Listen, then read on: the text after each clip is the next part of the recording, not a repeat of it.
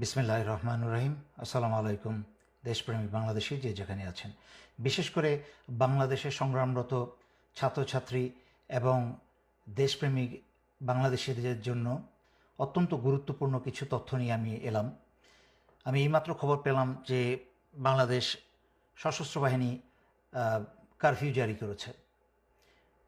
আমি দুটো বিষয়ে কথা বলবো, খুব মনোযোগ দিয়ে শুনবেন এবং যেভাবে সম্ভব এটা বাংলাদেশিদের মাঝখানে ছড়িয়ে দেবেন, বিশেষ করে ছাত্রীদের মাঝখানে। প্রথম কথা হচ্ছে, কারফিউ বাংলাদেশে বহু হয়েছে আগে। কারফিউটা এখানে কোনো বিষয় নয়। বাংলাদেশের স্বাধীনতা যুদ্ধ থেকে আরম্ভ করে পরবর্তীতে 90-এর এরশাদ পতনের সময়ও কিন্তু কারফিউ জারি হয়েছে। কারফিউ দিয়ে কিন্তু কোনোদিন কোনো অত্যাচারী সরকারের পতনকে থামানো যায় নাই। এমনকি 2007-8 সালেও